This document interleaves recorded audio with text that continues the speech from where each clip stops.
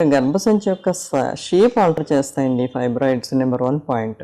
Cervix దగ్గర అంటే గర్భసంచి ముఖద్వారం దగ్గర ఉంటే కనుక ఈ స్పర్మ్ ట్రాన్స్పోర్ట్ అంటే కణం ఎంటర్ అయ్యే కెనాల్లో, సర్వైకల్ కెనాల్లో శుక్ర కణాలు ఎంటర్ అయ్యే దారి మాట, అక్కడ వే. సో గర్భసంచిలో ప్రవేశించే వే బ్లాక్ అయ్యే ఛాన్స్ ఉంటుందండి సర్విక్స్లో ఉంటే. అలాగే ఫెలోపియన్ ట్యూబ్లో ఉంటే కనుక స్పర్మ్ ఎంబ్రియో ట్రాన్స్పోర్ట్ రెండు కూడా దెబ్బతింటాయి.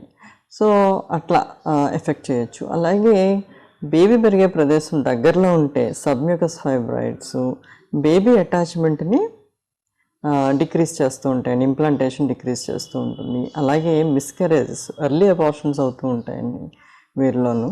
సో ఇవి ఇలా ఎఫెక్ట్ చేస్తాయి. అలాగే మధ్యపొరలో ఉండే ఫైబ్రాయిడ్స్ ఇంట్రామ్యూరల్ ఫైబ్రాయిడ్స్ అంటాము. వీటి వల్ల ఏంటంటే గర్భసంచి అది ఈ ఎండోమెట్రియల్ బ్లడ్ సప్లై అంటే గర్భసంచిలో ఉండే బ్లడ్ సప్లై ఆల్టర్ చేస్తూ ఉంటాయండి. ఆల్టర్ చేయటం వల్ల అగైన్ ఏంటంటే ఇన్ఫర్టిలిటీ సమస్యకి దారి తీస్తూ